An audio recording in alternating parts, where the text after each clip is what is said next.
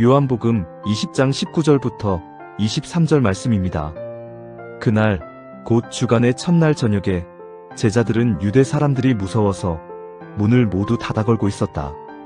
그때에 예수께서 와서 그들 가운데로 들어서셔서 너희에게 평화가 있기를 하고 인사말을 하셨다.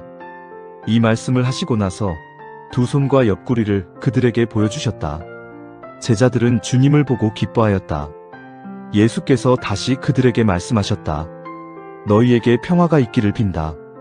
아버지께서 나를 보내신 것 같이 나도 너희를 보낸다. 이렇게 말씀하신 다음에 그들에게 숨을 불어넣으시고 말씀하셨다. 성령을 받아라.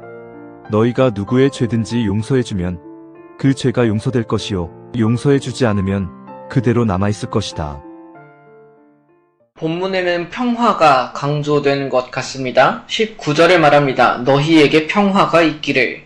그리고 21절에 다시 등장하는데요. 너희에게 평화가 있기를 빈다. 그런데 두 번째로 예수님께서 평화를 말씀하실 때에는 뒤에 다른 말씀이 따라옵니다. 아버지께서 나를 보내신 것 같이 나도 너희를 보낸다. 지금으로 치면 주일 저녁인데요. 제자들은 모두 문을 걸어 잠그고 있었죠. 유대 사람들이 자기들을 잡으러 찾아올까봐 두려웠던 것입니다. 그들이 스승님으로 모시며 따랐던 분이 사흘 전에 반역이라는 제목으로 처형을 당하셨거든요. 반역자를 따르는 무리들이라면 걸리기만 해도 죽음을 각오해야 할 것입니다. 한편 그런 각오는 또 없고요. 제자들은 모두 그 자리에서 도망친 사람들이었고 우리는 앞서 베드로가 3번이나 예수님을 부인했던 장면도 보았습니다.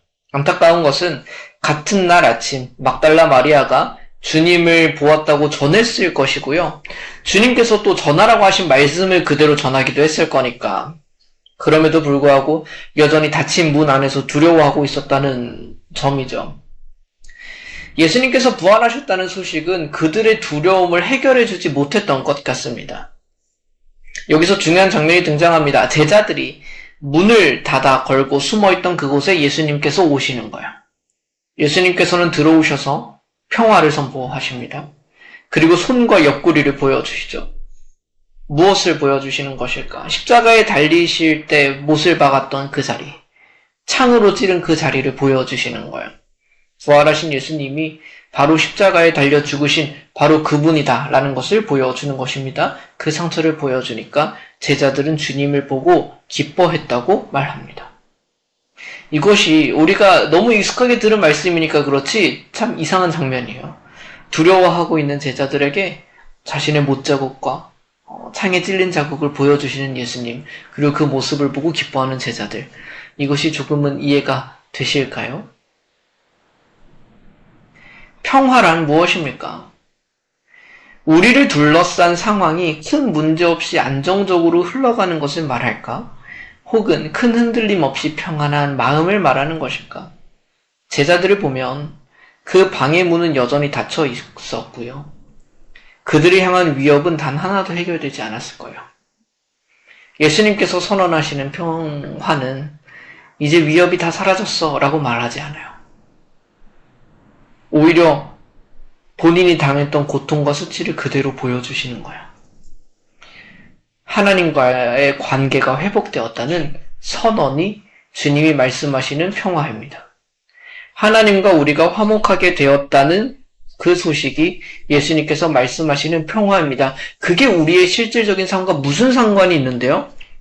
그러니 이제 하나님께서 함께 하신다는 말씀이 바로 그것입니다. 예수님께서 세상이 주는 것과 같지 않다고 말씀하셨던 그 평화가 이제 십자가로 말미암아 우리에게 주어질 거라고요. 둘러싼 상황이 달라져서 생기는 안심이 아니라 예수님의 못 박히심과 예수님의 창에 찔리심으로 말미암아 우리에게 다가오는 평화가 있다고요. 하나님과의 평화. 그리고 하나님과 화목을 누렸기 때문에 그 하나님 안에서 살아갈 수 있다는 평화. 그래서 예수님께서 두 번째로 평화를 선포하십니다. 같은 말이지만 이제는 보내심이 추가된다고요. 아버지께서 나를 보내신 것 같이 나도 너희를 보낸다. 예수님의 십자가로 말미암아 비로소 이것이 가능해진 거예요. 그래서 예수님께서 이어서 그들을 향해 숨을 내쉬십니다. 흙에 생기를 불어넣으시는 것, 그 창세기의 창조를 떠오르게 하는 표현이잖아요. 새로운 창조가 이 방에서 시작되고 있는 거예요. 성령을 받아라. 너희가 누구의 죄든지 용서해주면 그 죄가 용서될 것이요. 용서해주지 않으면 그대로 남아있을 것이다. 이것이 사도들에게 하나님을 대신해서 어떤 죄를 사해줄 수 있는 권리를 가지게 되었다는 뜻은 아니에요. 그들이 전하는 복음 안에서 하나님의 죄사함이 실제로 일어난다는 뜻입니다. 너무 확실한 증거들인 거예요.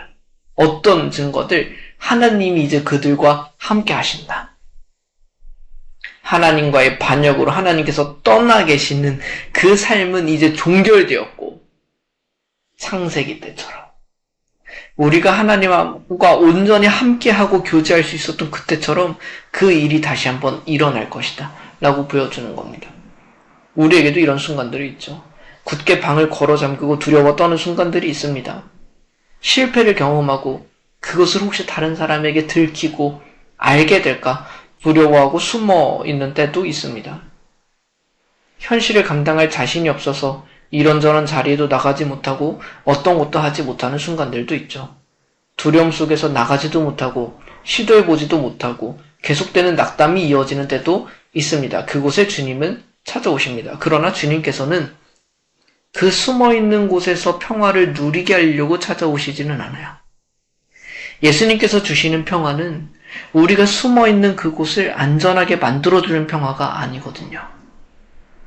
그 방 안에 영원히 머무르도록 하는 평화가 절대 아닙니다. 그 방에서 나오게 하는 평화예요. 이제 괜찮으니까 나가자고 말씀하시는 평화예요. 떠나지 않을 테니까 함께 나가자고 말씀하시는 평화예요. 주님이 함께 하신다면 이제 다가오는 어떤 상황도 문제도 더 이상 우리를 두렵게 하지 않을 것이라고 말씀하시는 평화입니다. 그래서 우리가 다시금 세상 속으로 나아가도록 하는 평화예요. 이 주님께서 주시는 평화가 오늘 이 말씀 앞에선 우리 모두에게 임하기를 소망합니다. 이것이 주님의 평화입니다. 세상이 그냥 자기들은 아무런 책임도 지지 않으면서 괜찮아, 그럴 수도 있어, 그럴 때도 있어 라고 말하는 그냥 지나가는 위로와 평화가 주님께서 주시는 평화가 아니에요. 주님께서는 우리와 함께 하신다고 위로하실 뿐만 아니라 실제로 함께 하십니다. 자신의 숨을 불어 넣어주시고요. 우리의 모든 말들을 들으시고 우리의 환경을 모두 인도하실 거예요. 주님이 말씀하시는 평화는 우리를 책임지시고 우리와 동행하시는 평화입니다. 그 평화가 다시 세상으로 나아가는 모든 시간 속에서 우리에게 임하기를 간절히 소원하고 두려움을 이기는 평화, 세상을 이기는 평화가 우리 안에 가득하기를 소망합니다. 잠시 함께 기도합시다. 하나님 아버지, 주님께서는 저희의 두려움을 모두 아십니다.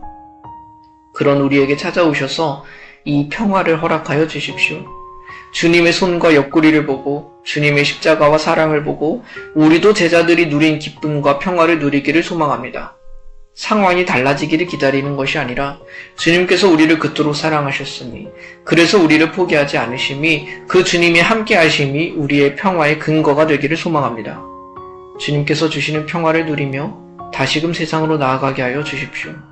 성령님께서 우리와 함께 하여 주시고 죄사함의 복음으로 살아가게 하여 주십시오. 예수 그리스도의 이름으로 기도드립니다. 아멘.